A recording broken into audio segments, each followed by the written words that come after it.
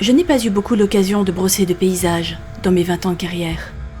Et pourtant, il n'y a rien que j'aime comme ces paysages sauvages du Kerry irlandais ou des Highlands d'Écosse, où au détour d'un sentier apparaissent quelques vestiges d'un temps ancien.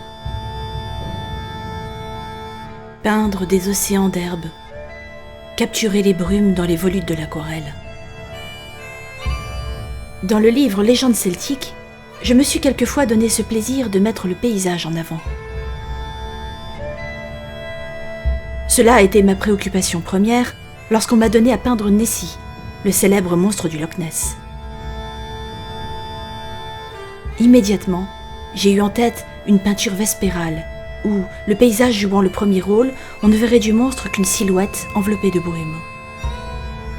À mes yeux, il était important de ne pas chercher à dévoiler le monstre, en lui inventant pléthore de détails.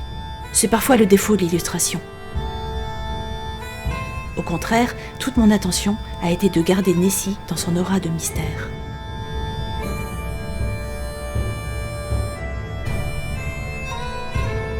Mais avec mon souci du vraisemblable, qui confine parfois à l'obsession, je me suis heurtée à un problème. Je voulais exactement le loch. Pas une représentation imaginaire, ni avoir à transformer une photo quelconque, ce qui aurait forcément impacté sur mon inspiration première. Aussi, j'ai décidé simplement de le reconstituer. Le loch est un lac très long et étroit.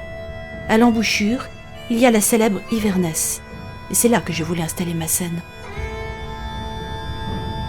À force de recherche, j'ai trouvé un programme qui m'a permis d'extraire des données à partir de clichés satellites. De là, j'ai sorti ce qu'on appelle une high map, autrement dit une carte d'altitude. La carte d'altitude enregistre des reliefs relatifs. Il n'y a plus qu'à déterminer l'altitude du point le plus haut, ici le plus clair, et du point le plus bas, le plus sombre. Grâce à un programme de modélisation open source, j'ai transformé cette carte en une simulation de relief.